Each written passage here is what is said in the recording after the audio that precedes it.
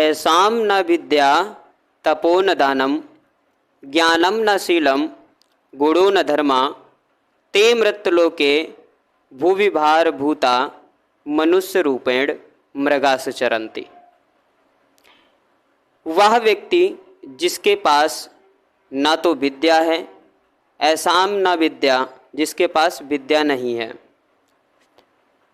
तप नहीं है, ज्ञान नहीं है, शील नहीं है और ना ही कोई अच्छा गुण है,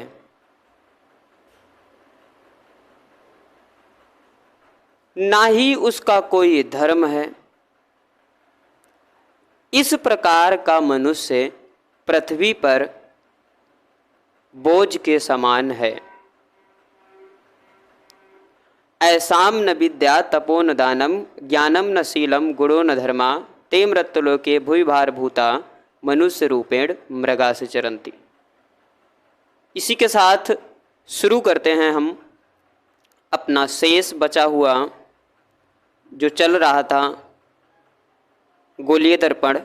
आज हम देखेंगे गोलीय दर्पण के द्वारा प्रतिबिंब कैसे बनते हैं, उनकी क्या क्या स्थितियां रहती हैं। चलिए शुरू करते हैं बिना देरी किए हुए। और हमें कुछ सुझाव भी दिए गए हैं कि सर आप थोड़ा सा फास्ट पढ़ाएं तो काफ़ी अच्छा रहेगा। तो आज हम थोड़ा सा फास्ट भी पढ़ेंगे ताकि कम ही वीडियो में, मतलब कम समय में ढेर सारा पढ़ने को मिल जाए।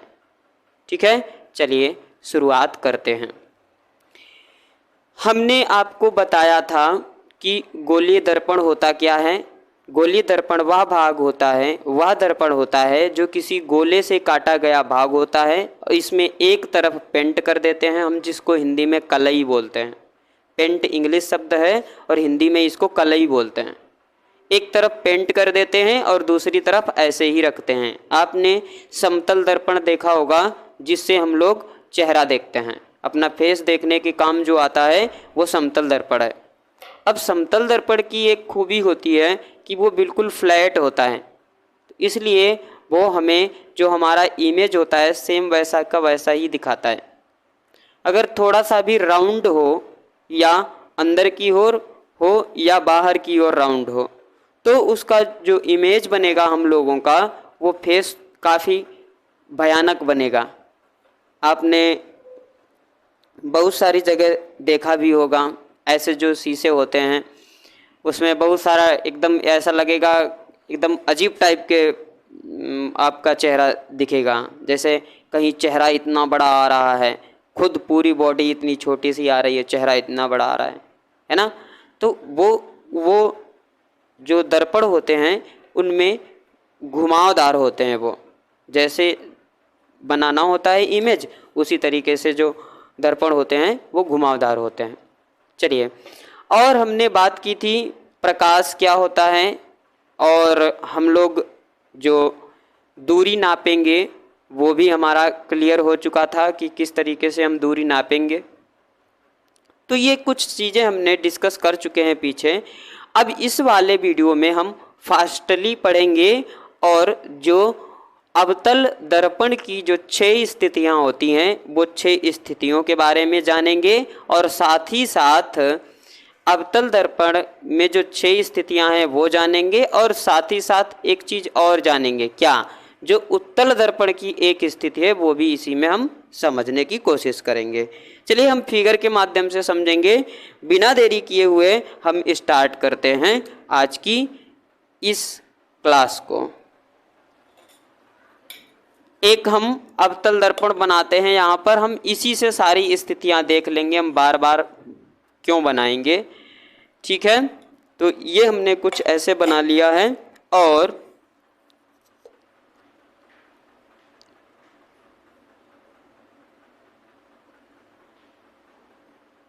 ये था हमारा अवतल दर्पण।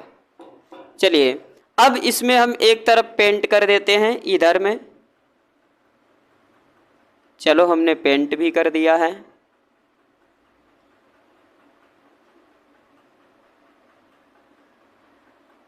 इसको हम लिखते हैं M1 और इसको लिखते हैं M2। ये क्या है? ये है द्वारक। ये रहा हमारा P, ये क्या है ध्रुव, और ये यहाँ पर हमारा रहेगा F जिसको हम फोकस कहेंगे, और ये यहाँ पर रहेगा हमारा C जिसको हम वक्रता केंद्र कहेंगे।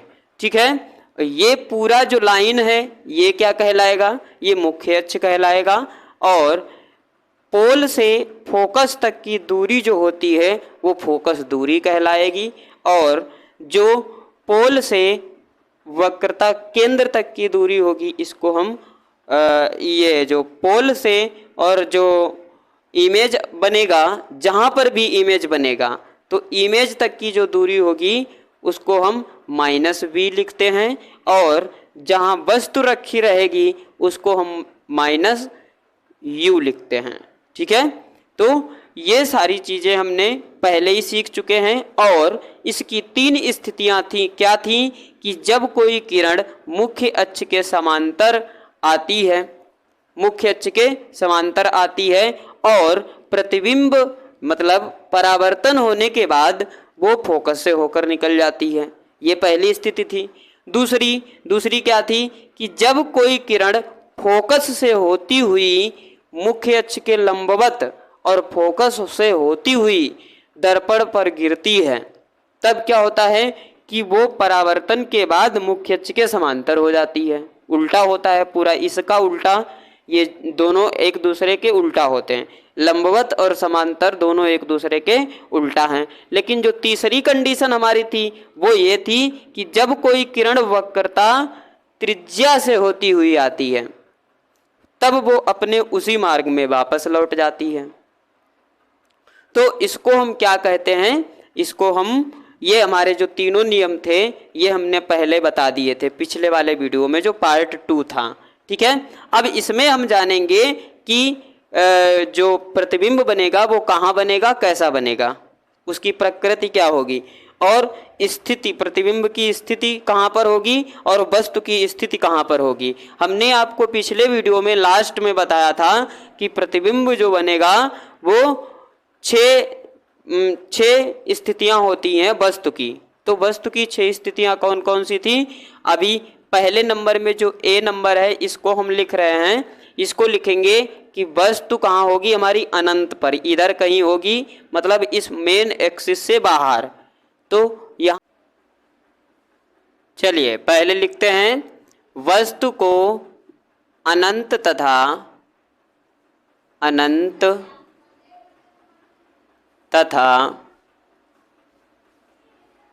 वक्रता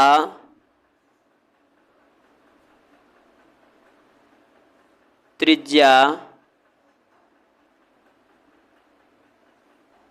के बीच, वस्तु को कहाँ रख रहे हैं, अनंत, ये अनंत इधर होगा कहीं पर भी, और वक्रता त्रिज्या ये रही, और अनंत और वक्रता त्रिज्या के बीच में हमने वस्तु को खड़ा किया है। तो एक जो रे होगी वो कहाँ से निकलेगी, एक रे आपकी निकलेगी मुख्य, एक रे जो होगी वो मुख्य अक्ष के समांतर होकर फोकस से निकल जाएगी परावर्तन के बाद, और दूसरी कहाँ से निकलेगी, दूसरी निकलेगी वक्रता त्रिज्या से जाएगी और अपने उसी मार्ग पर वापस लौट जाएगी। और ये दोनों जो रेज हैं, दोनों किरणें कहाँ पर काट रही हैं, इस पॉइंट पर काट रही हैं, और यहीं पर हमारा इमेज बन जाएगा I डैश। ठीक है, तो यहाँ पर हम लिखने के लिए आपको बता दें कैसे लिखेंगे इसको। तो यहाँ पर लिखेंगे, जब वस्तु अनंत तथा वक्रता त्रिज्या के बीच रखी होती है तो वस्तु से एक किरण मुख्य अक्ष के समांतर चलकर परावर्तन के बाद फोकस पर मिलती है, तथा एक किरण वक्रता त्रिज्या से होकर परावर्तन के बाद अपने उसी मार्ग पर वापस लौट जाती है। दो परावर्तित किरणें जिस बिंदु पर मिलती हैं वहीं पर हमारा प्रतिबिंब बनता है, और आई डैश क्यों लिखा है, इसका मतलब है इमेज, इमेज का पहला सिरा और इमेज का दूसरा सिरा। ओ डैश क्यों लिखा, ओ डैश इसलिए लिखा है क्योंकि ऑब्जेक्ट का पहला सिरा और ऑब्जेक्ट का दूसरा सिरा। ठीक है, चलिए अब इसमें एक चीज आपको देखने को मिलेगी कि जो प्रतिबिंब है, जो हमारी वस्तु है और प्रतिबिंब है, इसकी स्थिति मतलब इसकी कंडीशन क्या है और ये है कैसा। तो बता दें आपको कि ये प्रतिबिंब बनता कहाँ है। प्रतिबिंब की स्थिति यहाँ पर लिख देते हैं हम, स्थिति किसकी, इमेज की, मतलब प्रतिबिंब की स्थिति कहाँ पर है, प्रतिबिंब की स्थिति है सी और एफ के बीच, सी और एफ के बीच बनेगा। कहाँ पर बनेगा, अगर आपको इतना याद रहेगा तो आप अपने आप इस फिगर को ड्रॉ करके अपने आप लिख सकते हो, कुछ नहीं करना होता इसमें। अगर आ भी जाए एग्जाम में, कभी कभी पूछ देता है कि अगर वस्तु यहाँ पर रखी है तो प्रतिबिंब की स्थिति तथा चित्र सहित दिखाइए। ठीक है, तो यहाँ पर चित्र सहित दिखा देना है, कुछ नहीं है। अब इमेज की स्थिति कहाँ है, सी और एफ के बीच। इमेज की स्थिति देख लो, सी और एफ के बीच है। चलो अब आगे क्या कह रहा है, आगे कह रहा है कि ये बताओ कि प्रतिबिंब है कैसा, मतलब इमेज की प्रकृति कैसी है। प्रकृति, प्रकृति मतलब नेचर कैसा है, किसका, इमेज का। इमेज का नेचर है उल्टा, कैसा बना है, उल्टा, वस्तु से उल्टा।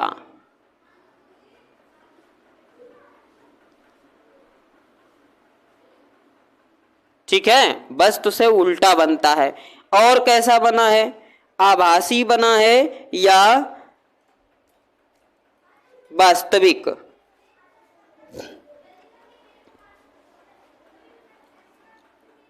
आभासी बना है या वास्तविक, तो यहां पर लिख देंगे वास्तविक है ये, इसकी हम फोटो खींच सकते हैं। ठीक है, वास्तविक। और क्या, प्रतिबिंब की प्रकृति में लिख रहे हैं हम, उल्टा है और वास्तविक है। अब आकार की बात कर लेते हैं, किस आकार का बना है आकार, तो यहां पर लिखेंगे वस्तु से छोटा, वस्तु से छोटा। ठीक है, वस्तु से छोटा। तो ये चार चीजें हमें पता होनी चाहिए, मतलब कि इमेज जो है वो कहाँ पर बनी है, कैसी बनी है, उसका नेचर क्या है, पोजीशन क्या है, और उसकी जो साइज है वो कितनी है, वो क्या है, वस्तु के हिसाब से। ठीक है, चलिए अब दूसरी कंडीशन क्या हो जाती है, दूसरी कंडीशन होती है कि जब वस्तु को सी पर रखा जाए, मतलब वस्तु को कहाँ पर रखा जाए, वक्रता त्रिज्या पर। जब वस्तु को वक्रता त्रिज्या पर रखा जाएगा तो इमेज कैसी बनेगी। ठीक है, और उसकी स्थिति क्या होगी। चलो भाई उसको भी जान लेते हैं। यहाँ पर हम इसको हटा देते हैं और ये भी हटा देते हैं। यहाँ पर इसको भी हटा देते हैं, क्योंकि हर बार दोबारा बनाना पड़ेगा नया, तभी अच्छा लगेगा। बार बार मिटाएंगे तो उसमें बनेगा ही नहीं, समझ में भी नहीं आएगा। चलिए अगला हम स्थिति कहाँ पर रख रहे हैं, वस्तु को रख रहे हैं सी पर, मतलब वक्रता केंद्र पर, वक्रता केंद्र पर। वक्रता केंद्र पर जब वस्तु को रखेंगे तो देखते हैं क्या बनता है भाई।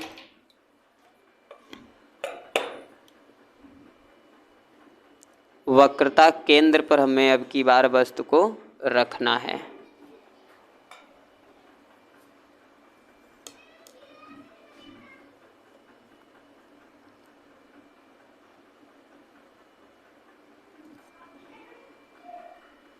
चलो जल्दी जल्दी करते हैं ताकि ये जल्दी से कंप्लीट हो पूरा चैप्टर, फिर अगला चैप्टर देखते हैं।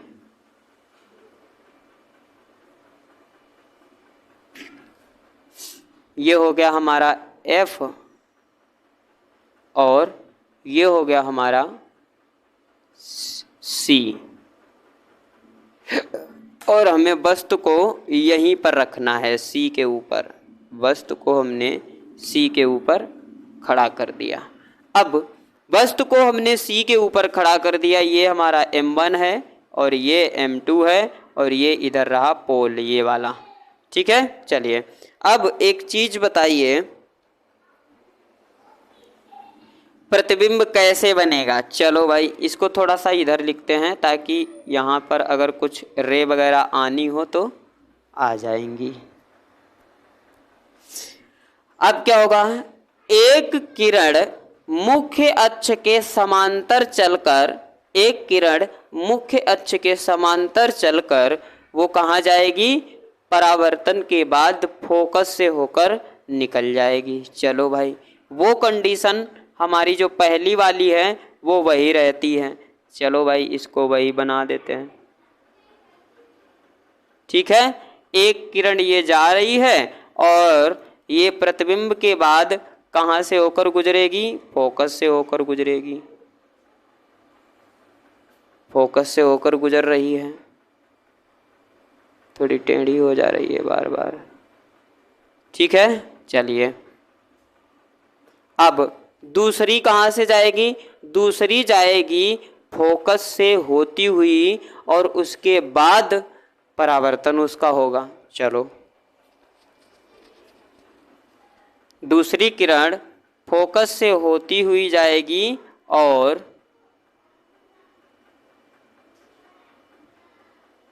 अब इसका परावर्तन होगा। अब जब अब परावर्तन होगा तो ये कुछ इस तरीके से बनेगी।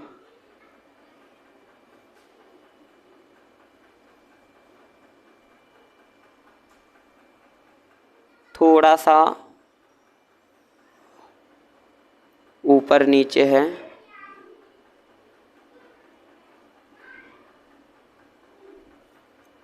एक मिनट।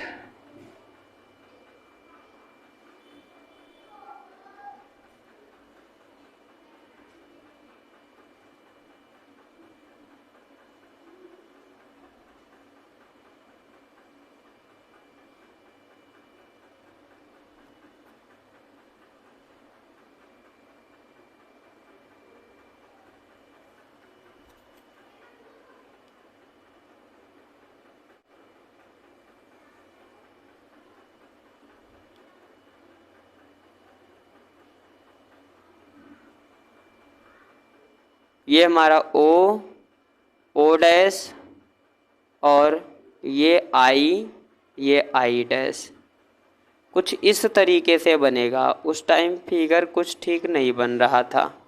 ठीक है, क्यों, आप देखिए ऐसा क्यों हुआ, क्योंकि वक्रता त्रिज्या पर ही वस्तु रखी है। तो वक्रता त्रिज्या पर ही जब वस्तु को रख देंगे तो फिर वक्रता त्रिज्या से तो कोई रे होकर निकलेगी नहीं जो उसी मार्ग पर वापस होकर जाए।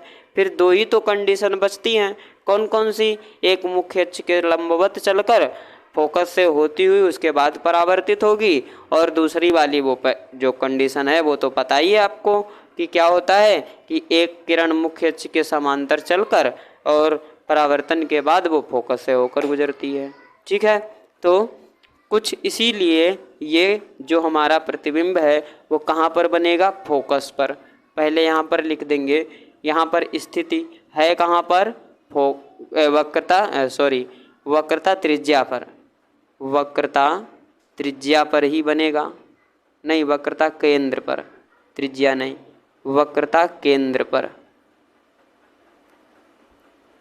और प्रकृति कैसी होगी, उल्टा बनेगा, उल्टा बनेगा वस्तु से, वस्तु से उल्टा बनेगा। और कैसा बनेगा, आभासी बनेगा, वास्तविक, वास्तविक, वास्तविक बनेगा। और आकार कैसा होगा, बराबर बनेगा। देख लो बराबर दिख रहा है, पूरा एकदम सेम बराबर, वस्तु के बराबर बनेगा। ठीक है, तो इस तरीके से ये हमारी दूसरी कंडीशन थी। तीसरी कंडीशन क्या है? तीसरी कंडीशन क्या है? देखो प्रतिबिंब कैसे कैसे बनता है। अब तीसरी कंडीशन है वक्रता केंद्र और फोकस के बीच। वक्रता केंद्र और फोकस के बीच। क्यों? क्योंकि आगे बढ़ते जाएंगे हम दर्पण की तरफ, पोल की तरफ।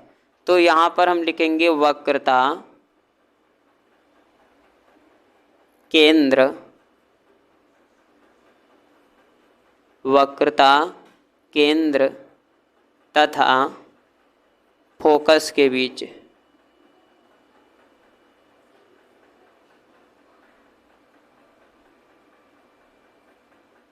चलो भाई, वक्रता केंद्र और फोकस के बीच रखते हैं अब की बार।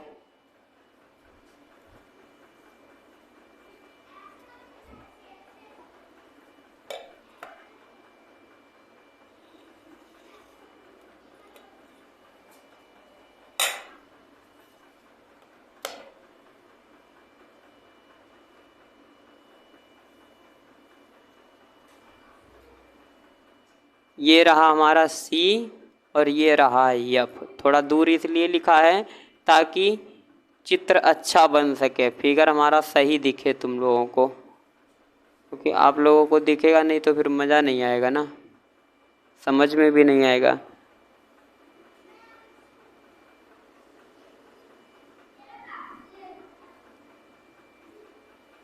जल्दी ही ऑनलाइन क्लास शुरू करेंगे जुलाई से,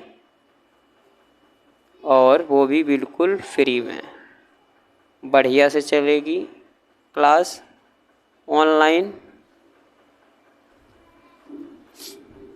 तब मज़ा आएगा। क्योंकि ऑनलाइन में जब तक कमेंट नहीं आएंगे तो फिर मज़ा नहीं आता।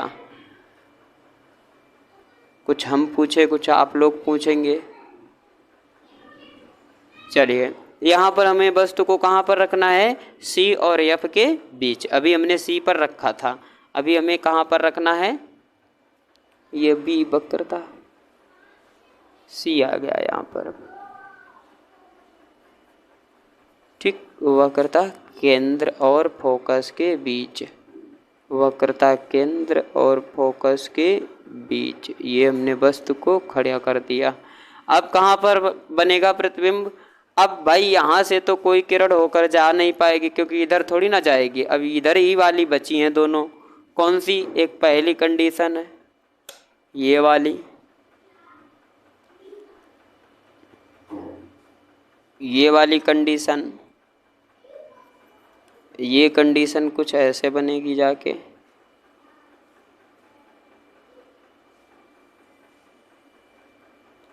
ठीक। और एक किरण यहाँ से चलते हुए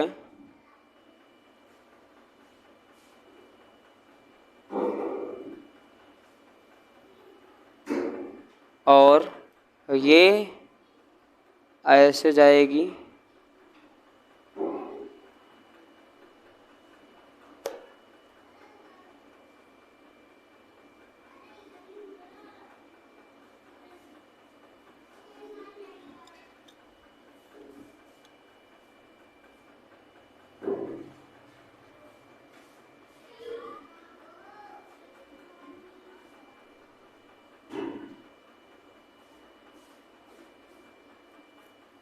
ठीक है। कुछ इस तरीके से फिगर बनेगा। अब हमारा प्रतिबिंब कहाँ पर बनेगा? C के बाहर, मतलब प्रतिबिंब हमारा C और अनंत के बीच बनेगा। प्रतिबिंब कहाँ बनेगा? C और अनंत के बीच। मतलब वक्रता ये O डैश हो गया, ये I डैश हो गया। ठीक है। प्रतिबिंब कैसा? प्रतिबिंब की स्थिति मतलब C वक्रता केंद्र तथा वक्रता केंद्र तथा वक्रता केंद्र तथा अनंत के बीच, अनंत के बीच। ठीक, प्रकृति कैसी है? उल्टा है भैया, उल्टा है वस्तु से।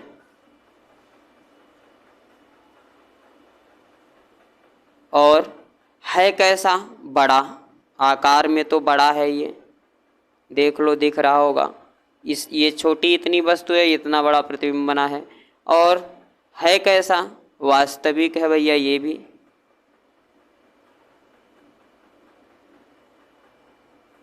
ठीक है, वास्तविक है।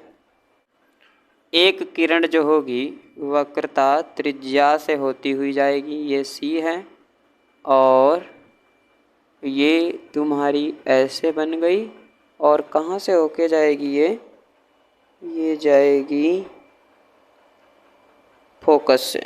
चलो भाई फोकस से गुजार दो इसको, फोकस हटाओ यहाँ से। अब चलो ये हो गई, ये जा रही है फोकस से, और दूसरा ये किरण ऐसे जाएगी।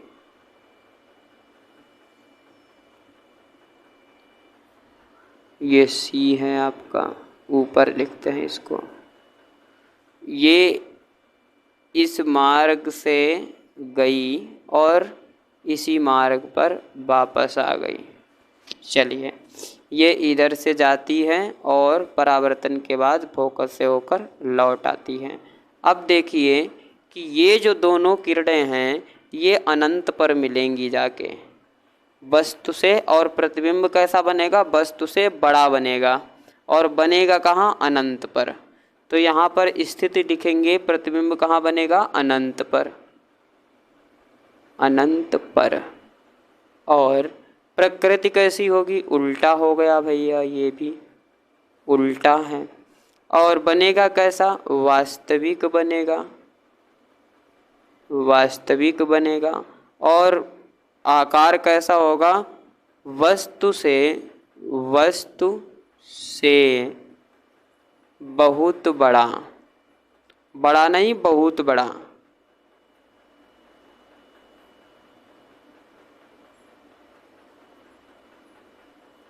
ठीक है, आगे एक कंडीशन और है। तो बस अब की बार कहाँ रखेंगे? फोकस और पोल पी के बीच, फोकस और पी के बीच।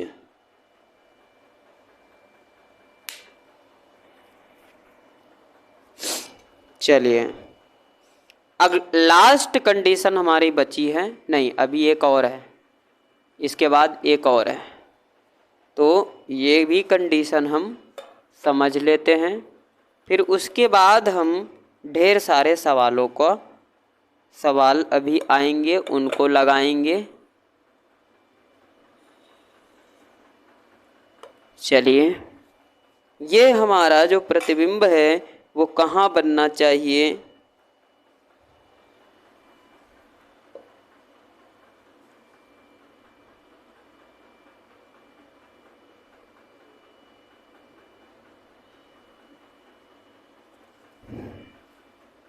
ये हमारा बन गया दर्पण पेंट किया हुआ, और इसको ध्यान से समझना है। ये कंडीशन सबसे कठिन रहती है, इसमें समझ नहीं आता कि प्रतिबिंब कहाँ बनेगा और कैसा बन रहा है। ठीक है, हाँ। तो यहाँ पर हमें फोकस और पी, फोकस और पी इन दोनों के बीच वस्तु को खड़ा करना है। ठीक है, तो इसका मतलब है कि हम वस्तु को ध्रुव और फोकस के बीच खड़ा कर रहे हैं। चलो भाई, अब इसको खड़ा कर दिया है, अब क्या करेंगे? अब इसमें एक कंडीशन है सबसे बड़ी।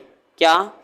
एक कंडीशन है वो ये है कि जैसे ही एक किरण मुख्य अक्ष के लंबवत आती है, जैसे ही एक किरण मुख्य अक्ष के लंबवत आती है, ये रही, मुख्य अक्ष के लंबवत आती है और वो क्या करती है कि वो निकल जाती है, परावर्तन के बाद निकल जाती है। ठीक, अब देखिए, अब इसमें एक चीज़ दिख रही होगी, ये यहाँ से आई और यहाँ से निकल गई।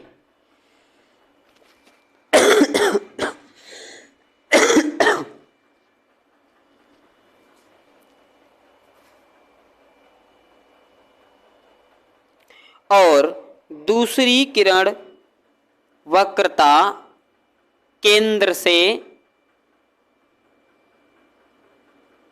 दूसरी किरण वक्रता केंद्र से, दूसरी किरण वक्रता केंद्र से आएगी और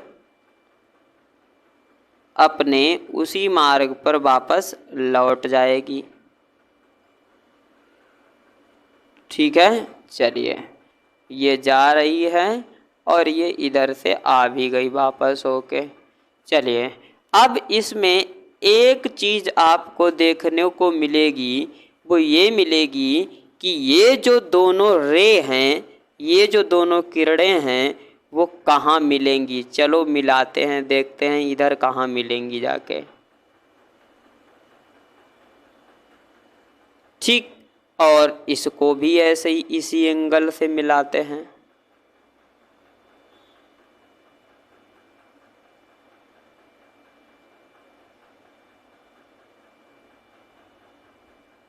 तो यहाँ पर मिल रही हैं ये दोनों, और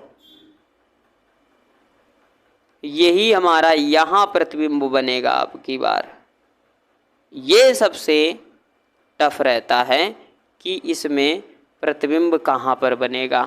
ये हमारा हो गया O, O डैश, और ये हो गया I, I डैश।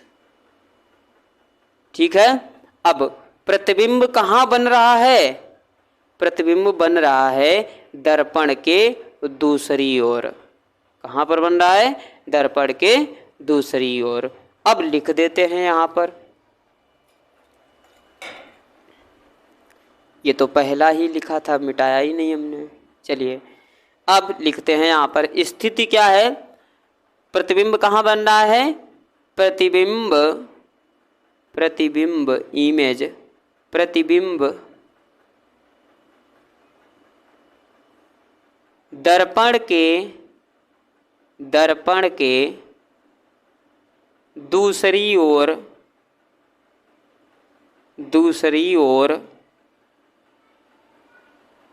बनता है। कहाँ बनता है? दर्पण के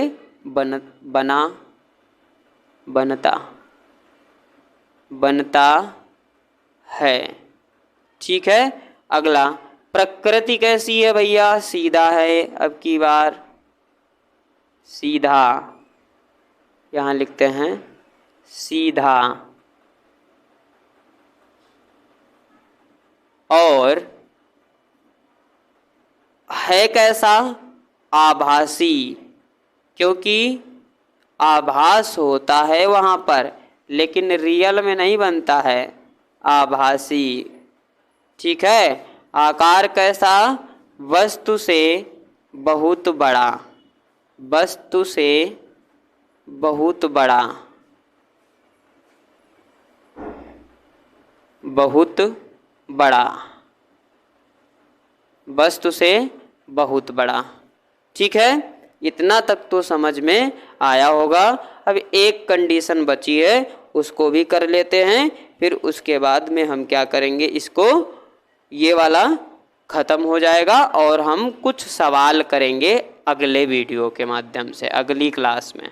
ठीक है, एक पोजीशन बची है, वो बची है ये कि जब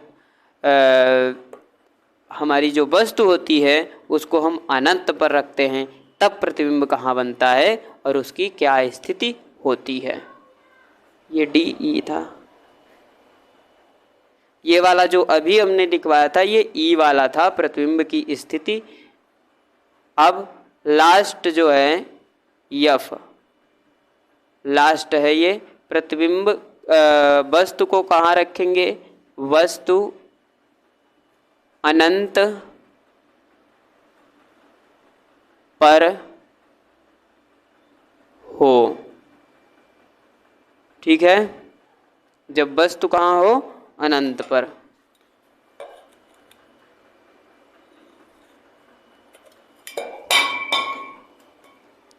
वस्तु कहाँ होनी चाहिए, अनंत पर। चलो भाई वस्तु को अनंत पे रखते हैं अब की बार।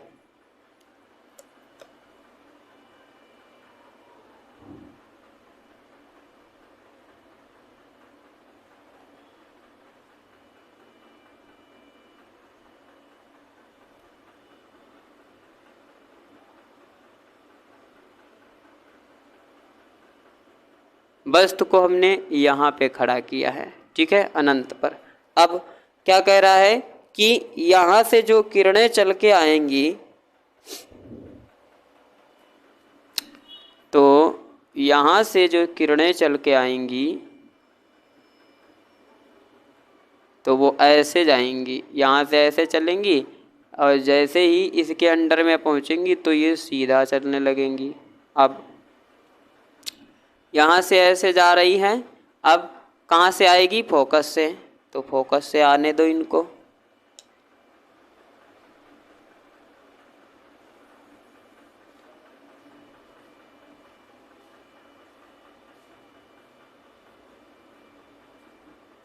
फोकस से आ रही हैं, ठीक। अब आगे आगे है, सी से होकर जाएगी, नहीं, आगे है, आगे यहाँ से एक किरण चलेगी। अब क्योंकि वस्तु कहाँ है, अनंत पर। अरे यार इसको कुछ इस तरीके से बनाते हैं, ऐसे। अब यहाँ से चलेगी ये ऐसे, और कहाँ होकर जाएगी, फोकस से, क्योंकि ये वापस लौटने वाली रे तो है नहीं, ये तो भैया मुख्य अक्ष के लंबवत नीचे से जा रही है, मुख्य अक्ष के लंबवत ऊपर से जा रही है। प्रतिबिंब हमारा कहाँ बनेगा, फोकस पर बनेगा। कहाँ बनेगा, फोकस पर। और कैसा बनेगा, बहुत छोटा। ठीक है, यहाँ पर लिखते हैं प्रतिबिंब की स्थिति। प्रतिबिंब कहाँ बनेगा, फोकस पर। फोकस पर। और प्रकृति कैसी रहेगी उसकी,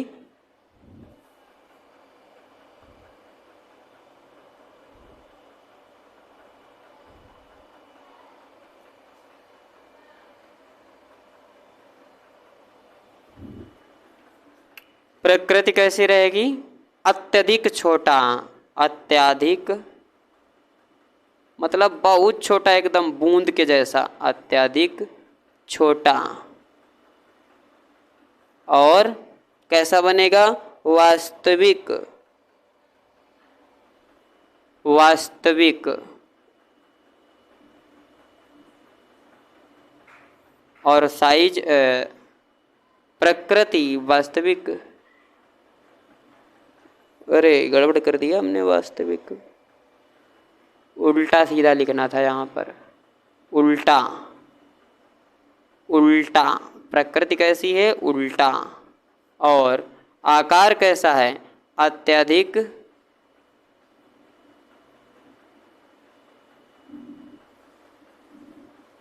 छोटा।